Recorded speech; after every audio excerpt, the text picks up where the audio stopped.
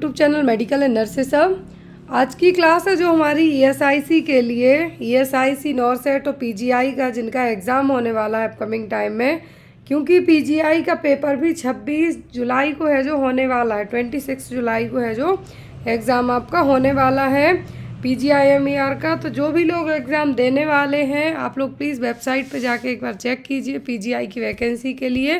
जो लोग वेट कर रहे थे क्योंकि इवन एग्ज़ाम डेट भी इसकी आ गई है।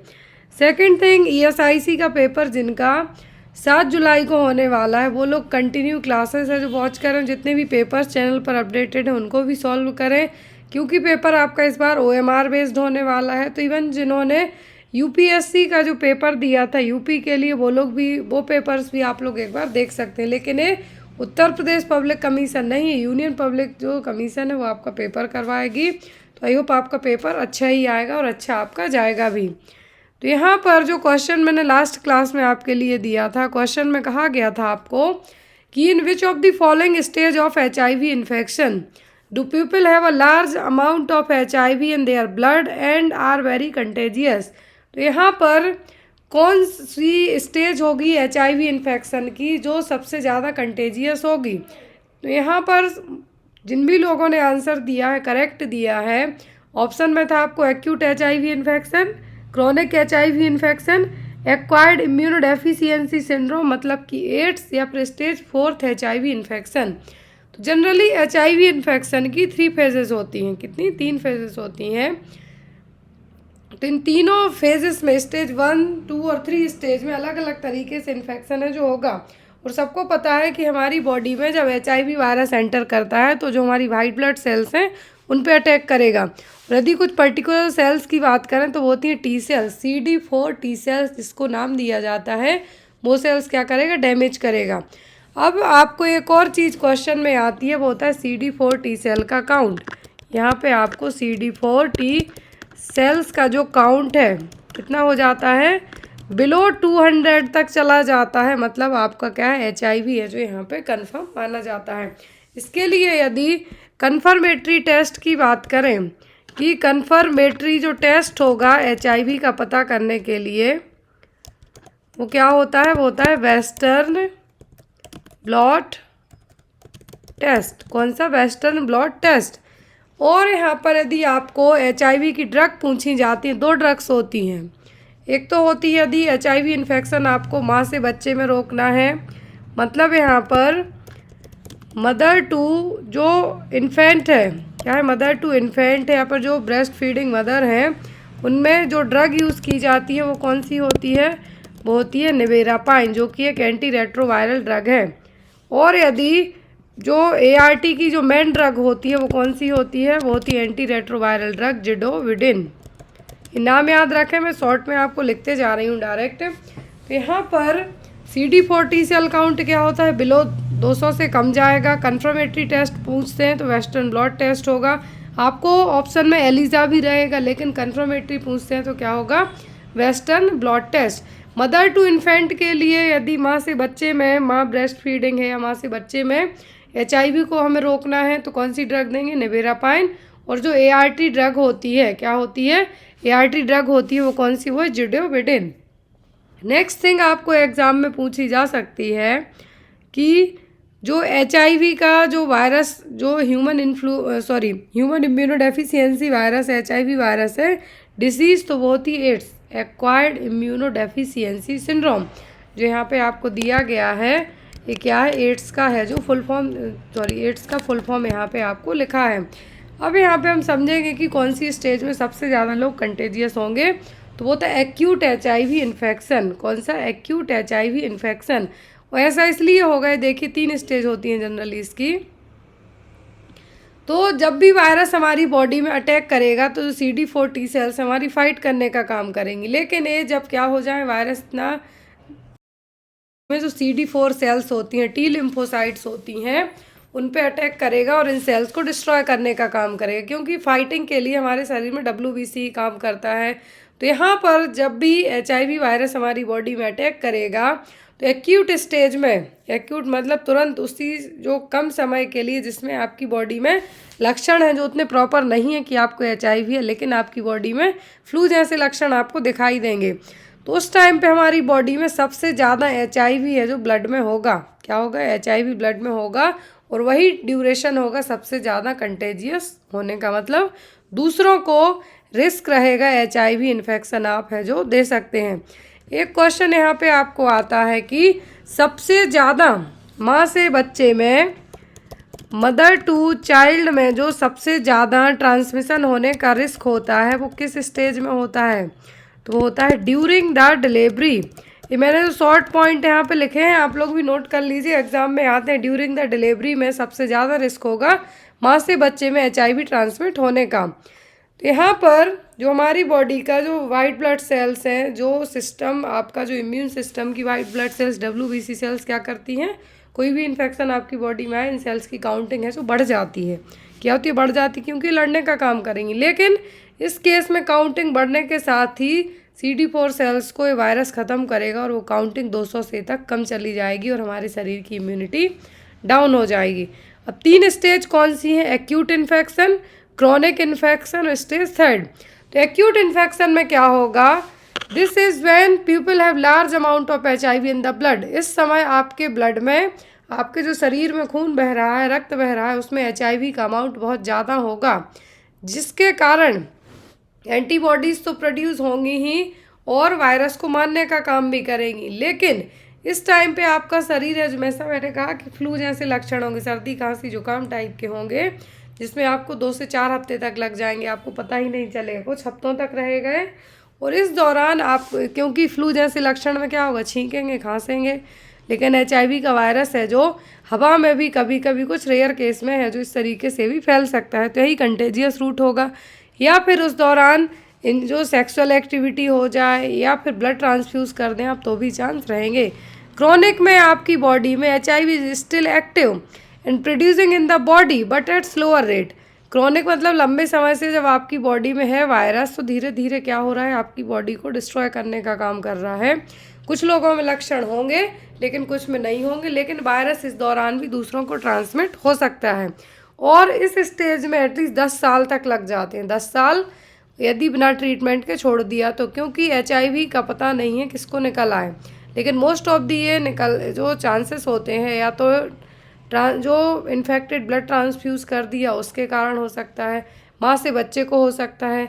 मेनली ये सीमेन में ज़्यादा रहेगा तो सेक्सुअल इंटरकोर्स के दौरान हो सकता है। और यहाँ पर यदि HIV की हम बात करें, यदि किसी पर्सन को HIV है और जो प्रोस्टिट्यूट्स होती हैं, प्रोस्टिट्यूट वर्कर्स होती हैं, उनको ये होने के चांसेस ज़्यादा रहे, क्योंकि उनके मोर देन 1 से ज़्यादा हैं जो सेक्सुअल पार्टनर होते हैं, इसलिए। और जो लास्ट स्टेज होती है, 3rd स्टेज होती है, इसको एड्स कहा जाता है। इसको एडवांस स्टेज ऑफ HIV और एड्स कहा जाएगा, जब आपके शरीर में जो सर्वाइवल रेट है इस वायरस की बहुत ज़्यादा हो जाए और आपका शरीर किसी भी तरीके के इन्फेक्शन से लड़ने की हालत में ना रहे, तब कहलाता है एड्स। क्लियर है? तो ये 3 स्टेज होती हैं, एक्यूट, क्रॉनिक और एड्स। एड्स भी कह सकते हैं आप तीसरी स्टेज को, एड्स। नेक्स्ट है यहाँ पर क्वेश्चन, आज की क्लास का जो हमारा पहला क्वेश्चन है, और जो भी लोग बुक का वेट कर रहे हैं वो लोग प्लीज़ 1 वीक और वेट कीजिए।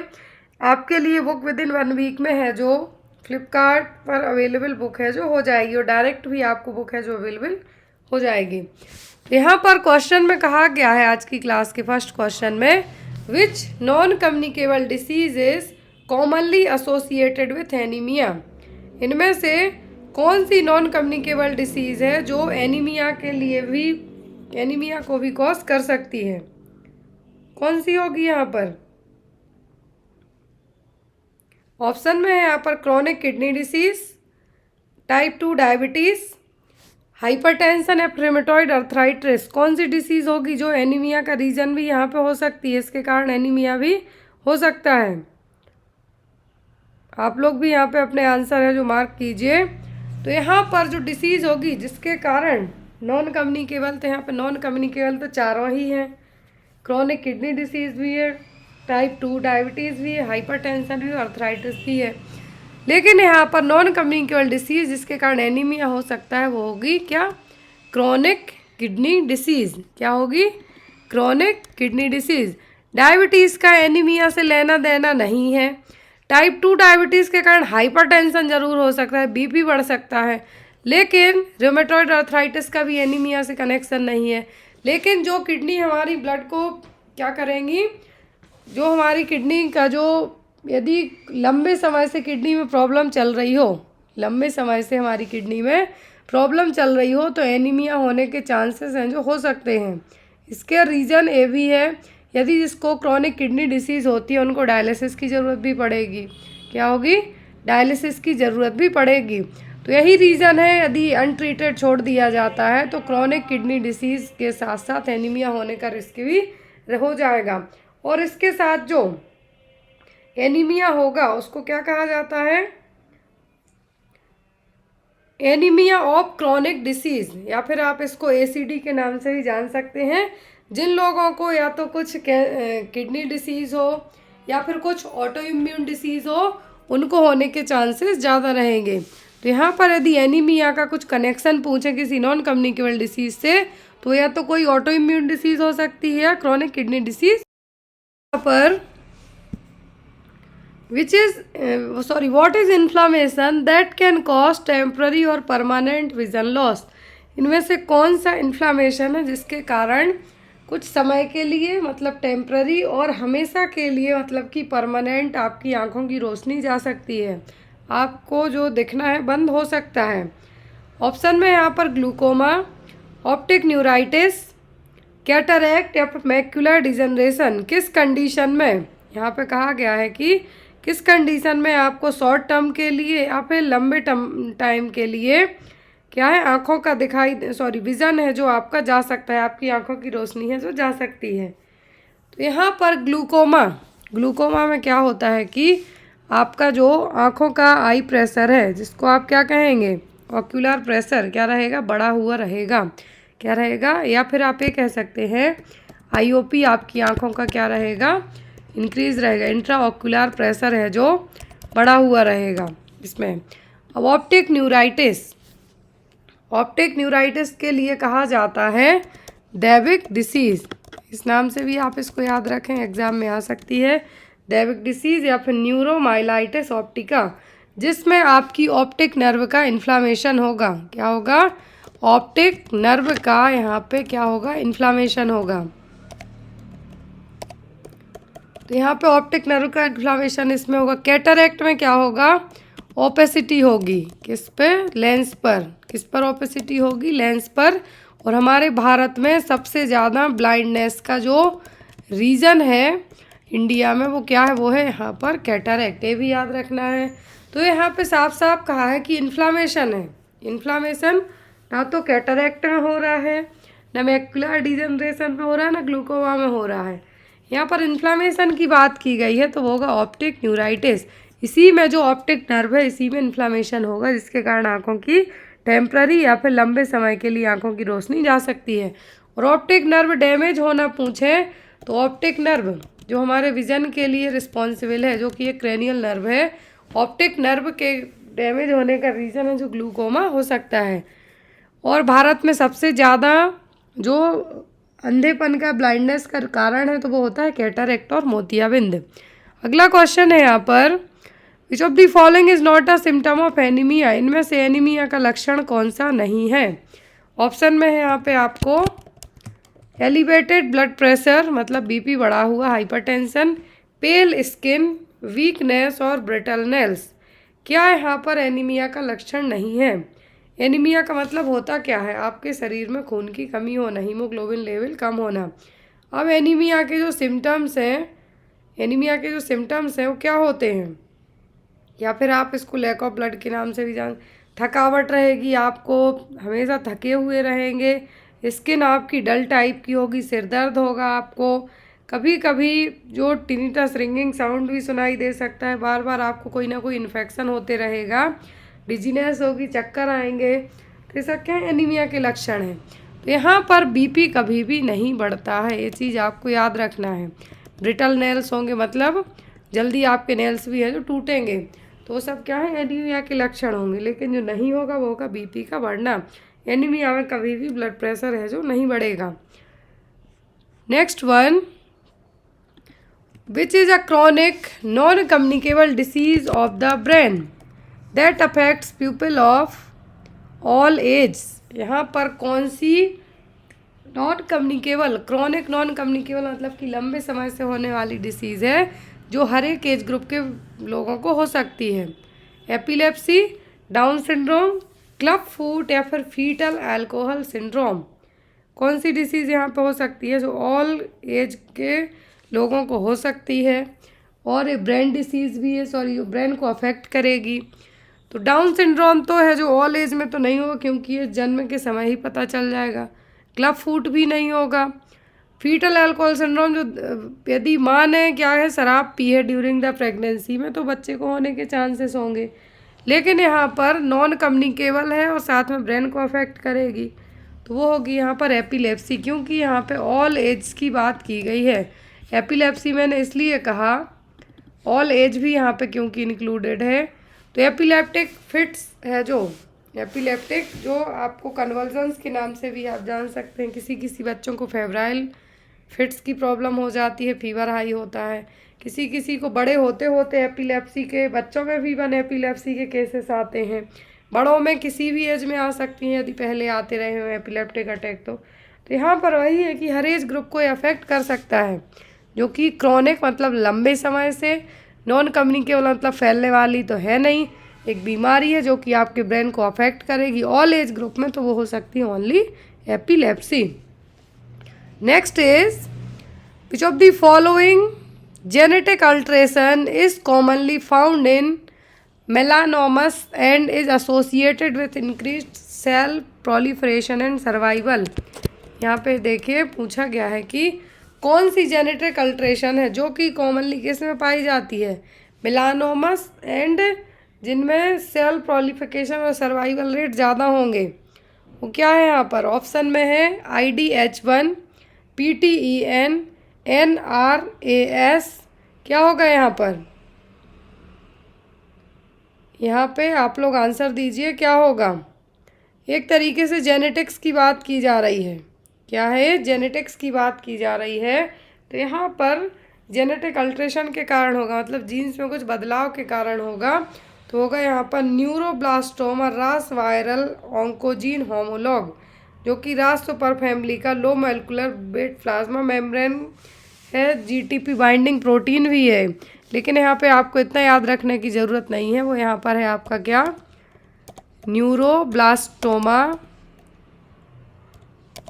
न्यूरोब्लास्टोमा रास वायरल ऑन्कोजीन होमोलॉग। मैंने नाम इसलिए लिखा ताकि आपको इसका पूरा नाम याद रखें। यहाँ पर न्यूरोब्लास्टोमा रास वायरल ऑन्कोजीन होमोलॉग है जिसको कहा जाता है NRAS। वही यहाँ पर जेनेटिक अल्ट्रेशन का रीजन है जो कि मेलानोमस और यहाँ पर सेल प्रोलिफिकेशन सर्वाइवल के लिए क्या है, रिस्पॉन्सिबल है। नेक्स्ट वन इज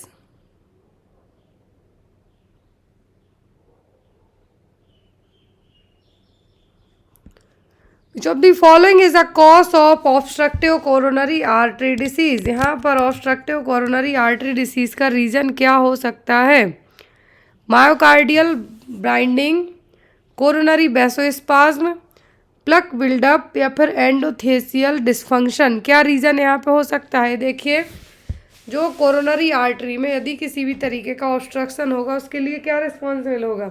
सबसे पहली चीज़ ऑब्स्ट्रक्शन का मतलब क्या होता है, किसी भी तरीके का ब्लॉकेज होना, और उस ब्लॉकेज के लिए जो रिस्पॉन्सिबल होगा वो होगा कुछ प्लक का बिल्डअप होना या ट्राइग्लिसराइड्स का जमा हो जाना वहाँ पर, या कोलेस्ट्रॉल लेवल का बढ़ना। मेन रीज़न यही होता है कोरोनरी आर्टरी डिसीज़ का। यदि पूछा जाए आपसे तो ना तो यहाँ पे वैसोस्पाज्म होगा, ना यहाँ पर एंडोथेकियल डिस्फंक्शन होगा। जो मेन रीज़न होगा वो होगा प्लक का बिल्टअप होना, जिसके कारण आर्टरी हार्ड होंगी, ब्लॉकेज होगा, ब्लड का प्रॉपर फ्लो नहीं हो पाएगा। Next one, which of the following type of stroke is commonly associated with a sudden blockage of blood flow to the brain. यहाँ पर स्ट्रोक का टाइप पूछा है, स्ट्रोक का टाइप पूछा है जिसमें ब्रेन में जो ब्लड की सप्लाई हो रही है सडनली वहाँ पर कोई ब्लॉकेज हो और ब्लड फ्लो होना स्टॉप हो जाए। Ischaemic stroke, embolic stroke, haemorrhagic stroke या फिर ट्रांजिएंट इस्चेमिक अटैक। किस तरीके के और किस टाइप के स्ट्रोक में ऐसा होगा कि जो ब्लड है क्या है सडनली आपके ब्रेन में सप्लाई करना स्टॉप हो जाए, तो वो कौन सा स्ट्रोक कहलाएगा? यहाँ पे आप लोग भी आंसर है जो पुट कीजिए। तो वो कहलाता है कौन सा स्ट्रोक? Ischaemic stroke. क्या कहलाएगा? इस्चेमिक स्ट्रोक और थ्रोम्बस। जब कुछ चीज़ आके बीच में फंसेगी, जैसा मैंने प्लेग बिल्डअप में बताया है कि आर्टरी में किसी भी तरीके का ऑब्स्ट्रक्शन होगा। अब यहाँ पर ब्रेन में जो आर्टरी ब्लड लेके जा रही है वहाँ पर यदि ब्लड का फ्लो स्टॉप हो जाए तो ये स्ट्रोक आएगा। और जो मेन रीज़न होता है इसका वो क्या होगा? वो होगा इस्चेमिक स्ट्रोक। क्या होगा? Ischaemic stroke. और इसी के लिए यदि थ्रोम्बस ब्लॉक और प्लग्स कह दें कि आर्टरी में किसी भी तरीके का ब्लॉकेज हो रहा है तो वो इस्चेमिक स्ट्रोक में ही होगा। तो यहाँ पर भी थ्रोम्बस या फिर प्लग है जो इसके लिए रिस्पॉन्सिबल होगा। कहीं पर भी एक पाइप लीजिए, हॉलो पाइप लीजिए, उसमें किसी भी तरीके से कुछ बीच में फंसा दीजिए तो ना ब्लड इस साइड होगा ना उस साइड होगा। इसके कारण है जो ब्लड का फ्लो जब नहीं ब्रेन तक नहीं पहुंचेगा तो सबसे ज़्यादा हमारे शरीर में जो ब्लड का फ्लो हो, सबसे ज़्यादा जो ज़रूरी तो सब जगह है, लेकिन मोस्ट ऑफ दी सबसे ज़्यादा परसेंटेज पर जो ब्लड का ट्रांसमिशन होता है, फ्लो होता है, वो कहाँ पे होता है? ब्रेन में। यदि वहाँ पे कुछ मिनी सेकंड के लिए भी फ्लो स्टॉप हो जाए तो प्रॉब्लम है जो हो जाती है। तो यहाँ पर इस्चेमिक स्ट्रोक होता कब है?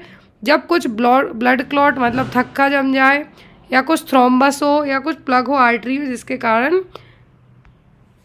कारण क्या हो सकता है? स्ट्रोक आ सकता है। और यदि एथेरोस्क्लेरोसिस जो एक मेन रीज़न है, या फिर आपको थ्रोम्बस लिखते हैं तो आप उसको भी मार्क कर सकते हैं। तो मैंने यहाँ पे क्या होगा? Ischaemic stroke. Next one, which of the following is a non modifiable risk factor for hypertension?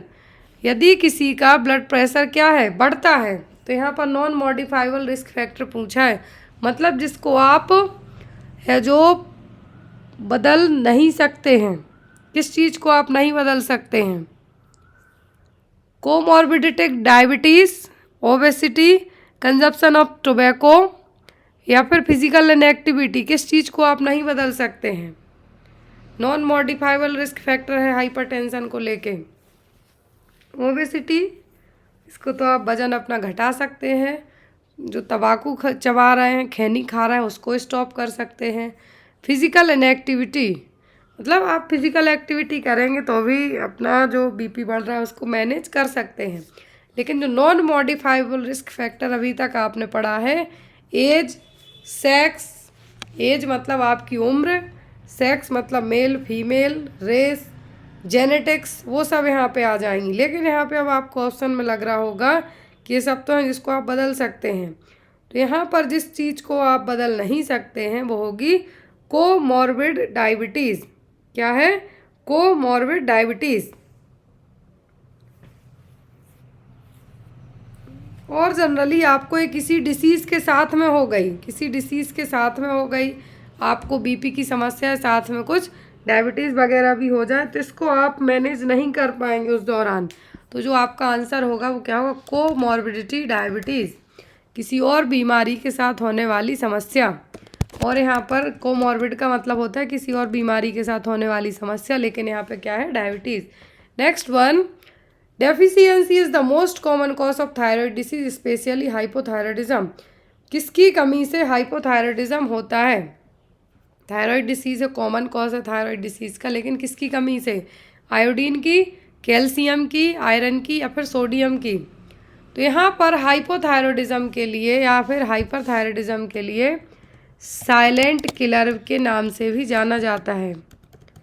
ये प्रॉब्लम नावाडेज है जो 80% फीमेल्स में आपको सुनने को मिल जाएगी, लेकिन कुछ समय से में भी 4-5 ईयर बैक से मेल में भी ये प्रॉब्लम है जो मिलने लगी है। यदि आप 10 लोगों से पूछिए, 10 में से 5 या 6 लेडीज़ को ये प्रॉब्लम निकल आएगी डायबिटीज़ की, थायराइड की। हाइपो भी हो सकता है उनको, हाइपर भी हो सकता है। अब 10 में से 2 मेल में भी ये प्रॉब्लम निकल रही है। तो यहाँ पर थायराइड डिसीज़ जो कि कौन इसके लिए रिस्पॉन्सिबल होगा? हाइपोथायराइडिज्म के लिए होगा आयोडीन। किसके कारण होगा? आयोडीन की कमी के कारण। और भाई भगवान करे कि ये किसी को ना हो, पता नहीं बॉडी में क्या क्या चलते रहता है, समझ में ही नहीं आता है। Next one, when factor is considered a non modifiable risk factor for essential hypertension, इनमें से कौन से फैक्टर हैं जिनको नॉन मॉडिफाइबल रिस्क फैक्टर में कंसीडर किया जाएगा? Family history of hypertension, obesity, high sodium intake या फिर sedentary life style. Essential hypertension की कौन सी कैटेगरी कौन सा यहाँ पर नॉन मॉडिफाइबल रिस्क फैक्टर होगा? मोटापा घटा लेंगे, नमक खाना कम कर देंगे, सेडेंट्री लाइफ स्टाइल बैठे बैठे खा रहे हैं उसको भी बदल लेंगे। लेकिन आपकी जो फैमिली हिस्ट्री है हाइपरटेंशन को लेके, मतलब जो आपकी जेनेटिक्स है, यहाँ पर फैमिली हिस्ट्री का मतलब है यहाँ पे आपकी जेनेटिक्स है, तो उसको आप चेंज नहीं कर सकते हैं, बाकी सब कुछ कर सकते हैं।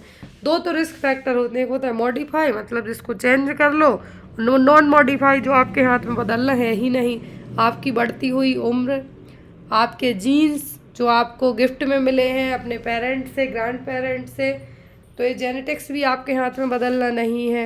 आप किस एथनिसिटी से हैं, मतलब आप ब्लैक हैं, ब्राउन हैं, तो वो सब भी आप नहीं बदल सकते हैं। तो ये सब क्या हो गए? नॉन मॉडिफाइबल रिस्क फैक्टर, मतलब जिनको आप चेंज नहीं कर पाएंगे। नेक्स्ट है, when was the national malaria control programme launched by the government of India? यहाँ पे प्रोग्राम पूछा है कि कौन सा national malaria control programme NMCP Bharat सरकार ने कब लॉन्च किया था। अब यहाँ पे आपको 5 से 6 क्वेश्चन है जो NHM प्रोग्राम्स के रहेंगे। नेशनल मलेरिया कंट्रोल प्रोग्राम कब लॉन्च हुआ था? 1946 में, 1953, 1977 या फिर 1982 में? तो नेशनल मलेरिया कंट्रोल प्रोग्राम को लॉन्च किया था भारत सरकार ने 1953 में। कब? 19 जो प्लानिंग प्रोग्राम है भारत में, और हम ये भी कह सकते हैं कि पूरे विश्व में सबसे पहले फैमिली कंट्रोल के लिए जो एक प्रोग्राम बना था, फैमिली प्लानिंग प्रोग्राम, वो आया था 1952 में। और 53 में क्या आया है यहाँ पर? National malaria control programme. और जून मंथ के लिए क्या है?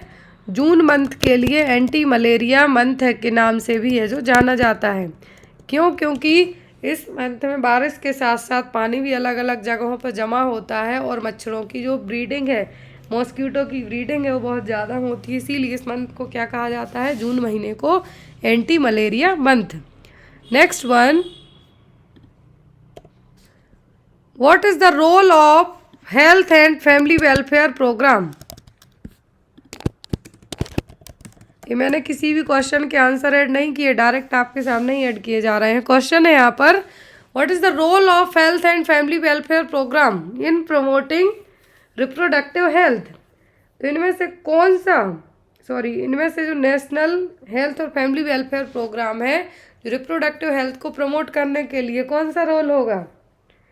Providing limited access to family planning services, offering comprehensive reproductive health service and education, ignoring prenatal care for pregnant women, promoting early marriage and teenage pregnancy। क्या होगा यहाँ पर आपका आंसर? तो यहाँ पर रोल पूछा है हेल्थ और फैमिली वेलफेयर प्रोग्राम को लेके, जो रिप्रोडक्टिव हेल्थ है उसको प्रमोट किया जा सके ताकि अपकमिंग टाइम में बीमारी ना हो। फर्स्ट ऑप्शन में कहा है कि limited access to family planning services, ऐसा नहीं है, अलग अलग तरीके की मेथड्स वगैरह बताई जाएँ फैमिली प्लानिंग के लिए, परमानेंट होती हैं, कुछ टेम्पररी होती हैं, तो सभी आपको बताना है कि माला डी आएगा, माला एन होगा, कॉन्ट्रासेप्टिव यदि इंजेक्टेबल करवाना है तो DMPA करवा लीजिए, या फिर आप यदि इन सब में कंफर्टेबल नहीं है तो कॉपर टी लगवा सकते हैं, कॉन्डोम अपना सकते हैं, तो ये लिमिट में तो नहीं है। फिर यहाँ पे कहा है कि offering comprehensive reproductive health services and education, ये आपका आंसर होगा। क्यों? क्योंकि यहाँ पे प्रमोट करने के लिए कहा गया है रिप्रोडक्टिव हेल्थ को, तो यहाँ पर आपका आंसर क्या होगा कि एजुकेट करना। फर्स्ट थिंग होती है हमेशा एजुकेट करना, आपको जो भी प्रॉब्लम है या फिर नहीं है उसके पहले ही आपको जानकारी होगी किसी भी चीज़ को लेके, तो इस चीज़ को आप मैनेज कर पाएंगे। प्रीनेटल केयर को इग्नोर करेंगे प्रेग्नेंट लेडी में, तो जो होने वाला अपकमिंग बेबी है उसको किसी ना किसी बीमारी यदि इनकेस ड्यूरिंग और कंसीव करने के तुरंत बाद एंटीनेटल केयर, जो प्रीनेटल केयर में टेस्ट वगैरह करवाते हैं तो पता चल जाएगा। तो ये तो आपका नहीं होगा, इग्नोर तो बिल्कुल भी नहीं करना है। अर्ली मैरिज और टीनेज प्रेगनेंसी को प्रमोट नहीं करना है, ना ही इसको बढ़ावा देना, इसको रोकना है, क्योंकि टीनेज प्रेगनेंसी में माँ को एनीमिया होने के साथ साथ और अदर प्रॉब्लम्स भी हो सकती हैं, क्योंकि माँ की खुद बॉडी उतनी अभी मेंटली और फिजिकली मैच्योर नहीं हुई है और वो बच्चे को जन्म देगी, क्या वो होने वाला बच्चा भी हेल्दी होगा, ये सब चीज़ें भी मैटर करेंगी। तो अर्ली मैरिज और टीनेज प्रेगनेंसी को भी बढ़ावा हमें नहीं देना है। तो यहाँ पर जो health and family welfare programme में रिप्रोडक्टिव हेल्थ के लिए बात की गई, वो क्या होगा कि हेल्थ एजुकेशन, हेल्थ सर्विसेज है जो हमें क्या करना है, प्रोवाइड करानी है, ऑफर करनी है। Next one, when were the strategies of national cancer control programme revised by the government of India stressing primary prevention and early detection of cancer. यहाँ पे क्वेश्चन में कहा गया है कि जो नेशनल कैंसर कंट्रोल प्रोग्राम को रिवाइज है जो गवर्नमेंट ऑफ इंडिया ने कब किया था, 1975 में, 1984 में, 1984 से 1985 में, या फिर 1998 में, या फिर यहाँ पर 2004 से 2005 के बीच में नेशनल कंट्रोल प्रोग्राम। यदि आपको दो चीज़ें याद रखें, यहाँ पे आपको एग्ज़ाम में पूछें नेशनल कैंसर कंट्रोल प्रोग्राम, मैंने शॉर्ट में लिखा है नेशनल कैंसर कंट्रोल प्रोग्राम, तो यहाँ पर ये प्रोग्राम है जो ministry of health and family welfare ने 1975 में लाया था। कब? 1975 में लॉन्च किया गया था। लेकिन यहाँ पर क्वेश्चन में ध्यान से देखिए, रिवाइज करने की बात की गई है। किसकी? रिवाइज करने की इस प्रोग्राम को बात की गई है। तो ये रिवाइज कब हुआ था, इसको रिवाइज कब किया गया था? तो ये प्रोग्राम रिवाइज हुआ था 1984 टू 1985 के बीच में। कब? 1984 से 1985 के बीच में स्ट्रेटजी है जो इंक्लूड की गई थी, क्या करने की? Stressing primary prevention and early detection of cancer. यहाँ पर स्ट्रेटजी पूछी गई है कि जो स्ट्रेटजी है क्या है कि हमें भारत में जो प्राइमरी प्रिवेंशन और अर्ली डिटेक्शन है कैंसर का, उसका पता लगाना है। तो ये strategy national cancer control programme में जो 1975 में आया था उसमें ऐड की गई थी 1984 टू 1985 के बीच में। Next one is which of the following not the correct doses as for the oral polio vaccine as per the national immunisation schedule. तो यहाँ पर ओपीवी के लिए करेक्ट डोज कौन सा नहीं है नेशनल इम्यूनाइजेशन शेड्यूल के according? At birth dose, correct doses as for the OPV, correct age पूछी है यहाँ पर, एट बर्थ 6 वीक, 14 वीक्स या फिर 36 वीक। तो यहाँ पर ओरल पोलियो वैक्सीन के लिए जो करेक्ट एज है कौन सी नहीं है? एट बर्थ तो दिया जाता है, 6 वीक में भी दिया जाता है, 14 वीक्स में भी दिया जाता है, लेकिन 36 वीक में नहीं दिया जाता। यदि एक हम बात करें ओपीवी का, तो यहाँ पर ओरल है जो 2 ड्रॉप्स दी जाती हैं।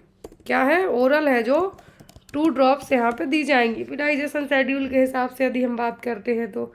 लेकिन अब ओपीवी का कहा है कि करेक्ट एज, यहाँ पे not the correct doses age. तो यहाँ पर ओपीवी की जो ओरल पोलियो वैक्सीन की करेक्ट डोज है जो एज कौन सी नहीं है। इस दौरान जो इंजेक्टेबल है वो दिया जा सकता है, लेकिन ओरल पोलियो नहीं दिया जा सकता है। इस टाइम पर 36 हफ्तों में 6, 10, 14 वीक्स में दिया जाता है, at the time of birth दिया जाता है, लेकिन 36 हफ्तों में नहीं दिया जा सकता है। 5 ईयर्स तक है जो बच्चे को ओपीवी का डोज है जो दे सकते हैं, लेकिन 36 हफ्तों में इसको हम नहीं देंगे, 36 वीक में नहीं देंगे। Next one, who launch the national cancer registry programme? National cancer registry programme है, किसने लॉन्च किया था? ऑप्शन में है ICMR, ministry of health and family welfare, world health organisation, या फिर नाइम्स। किसने है ये प्रोग्राम लॉन्च किया, ये जो यहाँ पे स्कीम है लॉन्च की थी, नेशनल कैंसर रजिस्ट्री प्रोग्राम। क्या है? नेशनल कैंसर रजिस्ट्री प्रोग्राम है जो किसने यूज़ की थी? तो यहाँ पर लॉन्च किया था आईसीएमआर ने। किसने? आईसीएमआर ने। ICMR, Indian council of medical research. कौन है? Indian council of medical research, ICMR, जिसने हमारी कोवैक्सीन बनाई है। किसने? जिसने हमारी कोवैक्सीन बनाई है। और इसकी स्थापना कब हुई थी? 1911 में। याद रखना है। हेडक्वार्टर कहाँ पर है? दिल्ली में, न्यू दिल्ली में। इसका हेडक्वार्टर कहाँ पर है? न्यू दिल्ली में। स्थापना हुई थी 1911 में। नेक्स्ट है यहाँ पर, तो यहाँ पर जो नेशनल कैंसर रजिस्ट्री प्रोग्राम है, कब किसके द्वारा दिया गया था? ICMR के द्वारा। Next is, when was the प्रधानमंत्री स्वास्थ्य सुरक्षा योजना अप्रूव्ड? प्रधानमंत्री स्वास्थ्य सुरक्षा योजना को अप्रूवल कब मिला था? 1989 में, 1997 में, 2000 में, 2006 में। इधर प्रधानमंत्री जो स्वास्थ्य सुरक्षा योजना है, क्या है? प्रधानमंत्री स्वास्थ्य सुरक्षा योजना, इसकी घोषणा तो 2003 में हो गई थी। कब हुई थी? 2003 में। लेकिन यहाँ पर इसकी जो घोषणा कब हुई थी? 2003 में। जिसका जो एम रखा गया था कि अलग अलग देश जो एरिया हैं, क्या है? अलग अलग जो एरियाज़ हैं वहाँ पर कम दाम में मेडिकल फैसिलिटीज़ प्रोवाइड कराना। तो इस योजना के तहत यहाँ पर यदि योजना को अप्रूव करने की बात की गई है कि इसको अप्रूवल कब मिला था, तो अप्रूवल मिला था इसको 2006 में। कब मिला था? 2006 में। यदि इसका लॉन्च पूछे, यहाँ पे याद रखना है, ये लॉन्च हुई थी 2003 में, लेकिन काम करना और अप्रूवल है जो कब हुआ था इसका? 2006 में।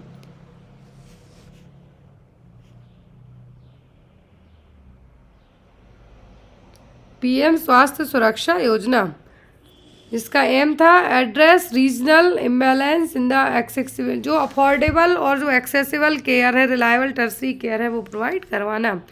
Next is, why it is important for national health programme to address social determinants of health? तो यहाँ पर क्यों ज़रूरी है? Why it is important? जो नेशनल हेल्थ प्रोग्राम है, क्या है? जितने भी जो नेशनल हेल्थ प्रोग्राम है, क्या है? जितने भी राष्ट्रीय स्वास्थ्य कार्यक्रम हैं, इनका सामाजिक निर्धारकों पर क्यों महत्वपूर्ण है? मतलब जो सोशल डिटर्मिनेंट्स को ये क्यों फॉलो करेंगे?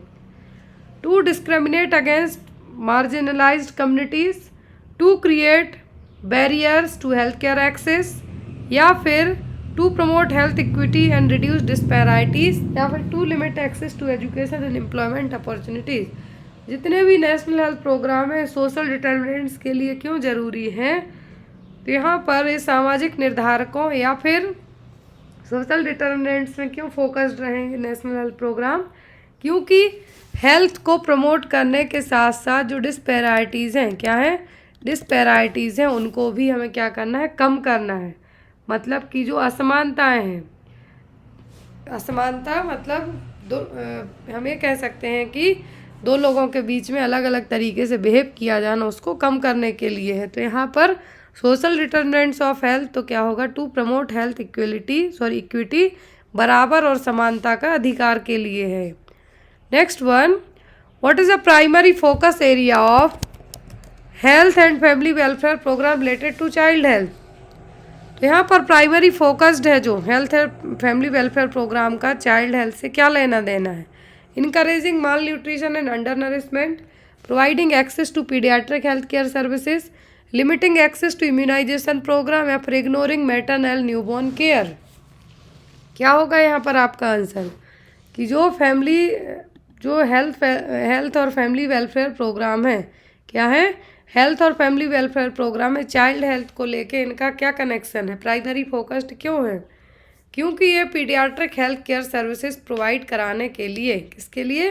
पीडियाट्रिक हेल्थ केयर मतलब बच्चों से रिलेट करती हुई केयर। तो यहाँ पर क्या होगा आपका answer? Providing access to paediatric health care services. Next है यहाँ पर, which of the following is not an objective of national rural health mission? NRHM का एम और ऑब्जेक्टिव क्या नहीं है? ऑप्शन में है यहाँ पर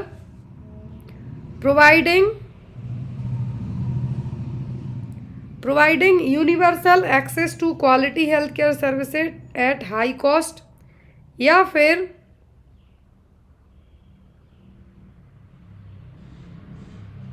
या फिर नेक्स्ट ऑप्शन है providing access to integrated comprehensive primary health care system, reducing maternal morbidity and child mortality ratio, preventing and controlling communicable and non communicable disease. NRHM का एम कौन सा नहीं है? तो प्रिवेंट करना और कंट्रोल करना नॉन कम्युनिकेबल और कम्युनिकेबल डिसीज़ के लिए है ये के मैटरनल मॉर्बिडिटी और मॉर्टेलिटी के लिए इसने बहुत सारे प्रोग्राम्स भी लाए हैं। और प्राइमरी हेल्थ केयर मतलब प्राइमरी हेल्थ केयर सिस्टम के थ्रू सबको केयर मिले, कॉम्प्रिहेंसिव केयर मिले, एक्सेसिबल केयर मिले, अफोर्डेबल केयर मिले, तो वो भी NRHM ने किया। लेकिन यहाँ पर हाई कॉस्ट के लिए यहाँ पे कहा है universal access to quality health care services at high cost. High cost नहीं, लो कॉस्ट में और फ्री ऑफ कॉस्ट है जो हेल्थ केयर है जो प्रोवाइड की जा सके। हेल्थ से रिलेट करने वाली जो भी प्रोग्राम्स होते हैं NRHM के कम कॉस्ट पर प्रोवाइड किए जाएँ या फिर फ्री ऑफ कॉस्ट किए जाएँ। तो यहाँ पर जो एम है NRHM का वो नहीं होगा। तो क्या होगा यहाँ पर आपका option number A. Clear?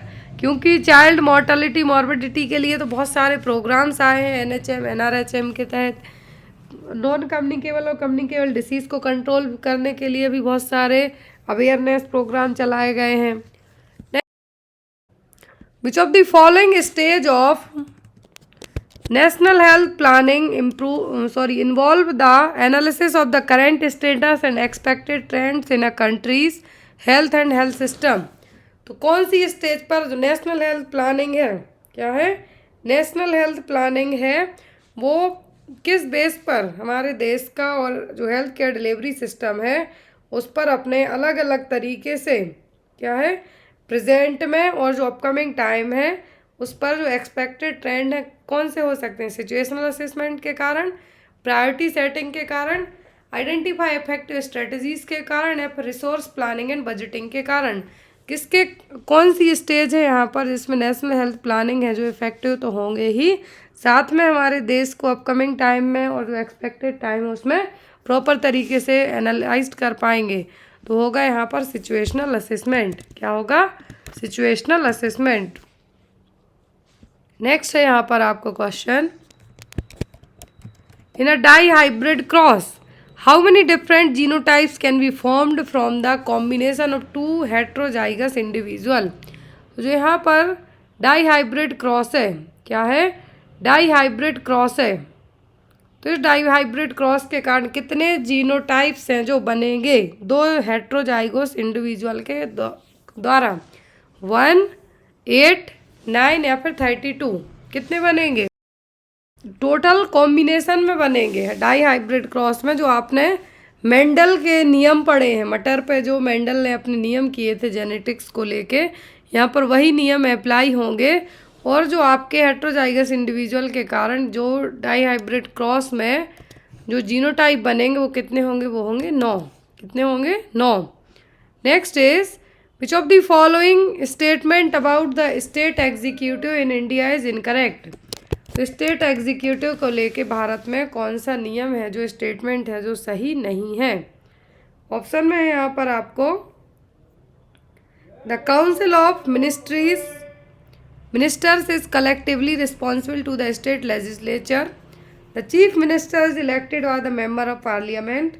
The governor is the nominal head of the state executive. या फिर the state executive consists of the governor, chief minister and council of minister. तो यहाँ पर क्या होगा?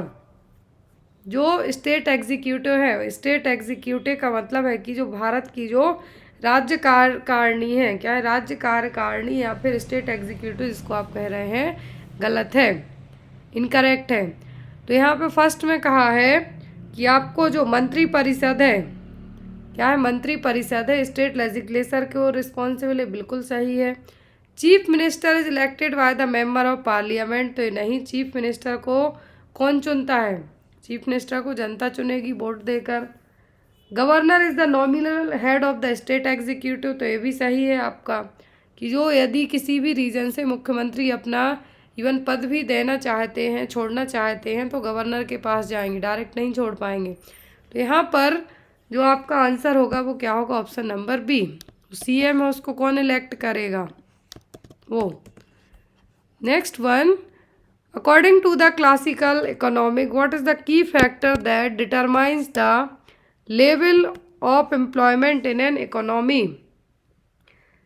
शास्त्रीय अर्थशास्त्र के अनुसार, मतलब क्लासिकल इकोनॉमिक्स के अनुसार, वह कौन सा कारण है जो किसी अर्थव्यवस्था में रोजगार के स्तर को निर्धारित करेगा?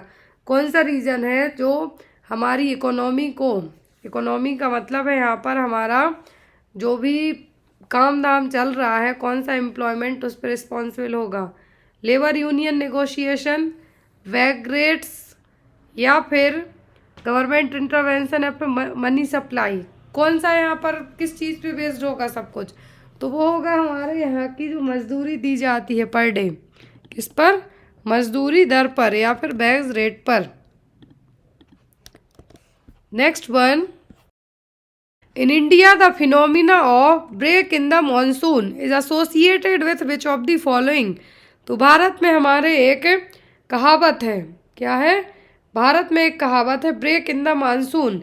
ये किस स्थिति से रिलेट करती है? Abrupt onset of monsoon rain, intense cyclonic activity, temporary cessation of monsoon rain, या फिर prolong dry spells during the monsoon?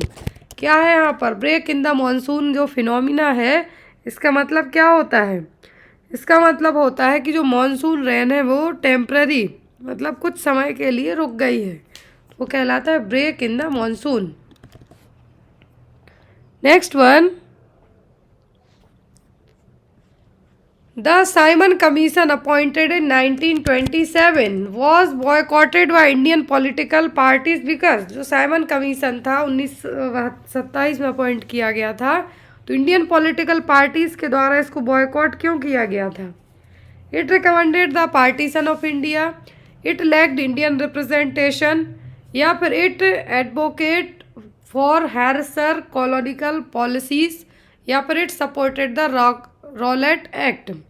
किसके कारण इंडियन पॉलिटिकल पार्टीज़ ने बॉयकॉट किया था साइमन कमीशन को? क्योंकि इसमें जो भारत के प्रतिनिधि थे, रिप्रेजेंटेटिव थे, उनकी कमी थी, वही लोग भर गए थे इस कमीशन में, जिसके कारण इंडिया को तो कुछ इससे प्रॉफिट होता ही नहीं, इसीलिए भारत ने इसको बॉयकॉट किया था। किसको? साइमन कमीशन को, जो कि 1927 में अपॉइंट किया गया था। नेक्स्ट है क्वेश्चन यहाँ पे आपको जोड़ी मैच करनी है। देखिए यहाँ पे आपको जोड़ी मैच करनी है। कॉलम ए में फिजिकल एग्जामिनेशन टेक्निक दी है और कॉलम बी में कि कौन सी मेथड है, डिस्क्रिप्शन है मेथड का, डिस्क्रिप्शन और मेथड्स, इंस्पेक्शन, पाल्पेशन, परकसन, ऑस्कल्टेशन। अब यहाँ पे इन चारों की आपको जोड़ी मिलानी है, तो यहाँ पर आपका आंसर क्या होगा? इंस्पेक्शन का मतलब होगा, यहाँ पर आप देखिए, इंस्पेक्शन का मतलब तो यहाँ पर use of hand to feel texture, side, consistency, ये तो नहीं होगा आपका। ये आपका होगा पाल्पेशन का, 2 का होगा आपका ए। क्या होगा आपका? 2 का होगा यहाँ पे आपका ए। पाल्पेशन का क्या होगा? Use of the hand to feel texture, side, consistency and location of the body. अब यहाँ पे दूसरा नेक्स्ट है आपको listening to sound produced by the body usually using a stethoscope. ये किसके लिए होगा? तो ये ना तो पाल्पेशन, ये ऑस्कल्टेशन होगा। क्या होगा? ऑस्कल्टेशन होगा। फिर यहाँ पर आपको सी में क्या दिया गया है? Involve tapping on the body to assess the underlying structure and detect abnormalities. तो ये परकसन होगा। क्या होगा? परकसन होगा। लास्ट में बचा है आपका कि the systematic visual examination of the body for signs such as colour change, swelling और एबनॉर्मलिटीज। ये होगा आपका क्या? इंस्पेक्शन। तो यहाँ पर आपके जो ऑप्शन बैठ रहे हैं वो क्या होंगे? फर्स्ट का डी, 2 का ए, थर्ड का सी और फोर्थ का बी। यहाँ पे आप चाहे तो इसका स्क्रीनशॉट ले सकते हैं जिससे आपको ये समझना इजी रहे। नेक्स्ट है question, organise the antenatal care in the sequence typically adhere to during assessment. तो यहाँ पर आपको कौन सा जो एंटीनेटल केयर में 4 स्टेप दिए हैं जो सिक्वेंसली ऑर्गेनाइज करना है। ए में है बिल्डिंग अ कनेक्शन, बी में है assessment interview for fostering trust between the doctor and the pregnant woman, C में है gathering details about the woman's physical and psychological wellbeing. चौथे में providing the foundation for anticipatory guidance during the pregnancy. अब इन चारों step को आप किस सीक्वेंस में जमाएंगे आपको वो बताना है, वो भी एंटीनेटल केयर का, मतलब ड्यूरिंग द पूरी जो प्रेगनेंसी कंसीव करने के बाद से लेकर डिलीवरी होने के पहले तक की केयर में। BACD, ABCD, CDCAB या फिर CBDA। तो यहाँ पर आप किस सीक्वेंस में इसको जमाएंगे, वो आपका पहला होगा असेसमेंट। फर्स्ट थिंग आपकी किसी भी चीज़ में क्या होती है, असेसमेंट। डॉक्टर और प्रेग्नेंट लेडी के बीच में एक ट्रस्ट बिल्डअप करना, बात करना, उसकी हिस्ट्री वगैरह कलेक्ट करना। दूसरा होगा बिल्डिंग अ कनेक्शन। क्या होगा, बिल्डिंग अ कनेक्शन। फिर होगा वुमेन के बारे में जो साइकोलॉजिकल फिजिकल पूरी डिटेल्स को कलेक्ट करना है। लास्ट में होगा कि जो प्रेगनेंसी की जो केयर वगैरह है, गाइडेंस है, वो प्रोवाइड करना है। तो वो चारों चीज़ें कौन से ऑप्शन में आपकी होंगी, BACD। तो यहाँ पर इन चारों में से किस में होंगी, ऑप्शन नंबर ए में। तो आपका आंसर भी क्या होगा, ए, BACD। इस तरीके के क्वेश्चन आपको ESIC में पूछे जा सकते हैं, इसलिए इनको यहाँ पे ऐड किया गया है। तो यहाँ पे आपको ज़रूरी नहीं एंटीनेटल केयर का सीक्वेंस पूछे, हो सकता है आपको PPH मैनेज करने का सीक्वेंस पूछे, हो सकता है कि आपको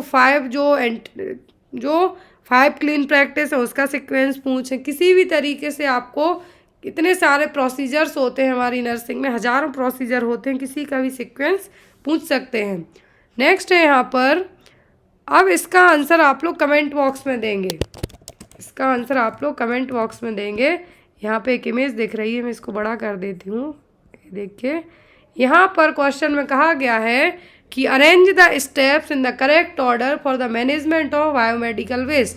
बायोमेडिकल वेस्ट को आप किस ऑर्डर में मैनेज, जो BMW मैनेजमेंट है, बायोमेडिकल वेस्ट मैनेजमेंट है, पहले क्या करेंगे। ये देखिए इमेज में दिया है ABCD या फिर E। अब इसको आपके लिए एक सही सीक्वेंस बताना है कि पहले आप क्या करेंगे। यहाँ पे रिलीज़ हो रहा है वेस्ट, रिलीज़ हो रहा है, यहाँ पे कैरी किया जा रहा है, यहाँ पे रिसाइकिल किया जा रहा है।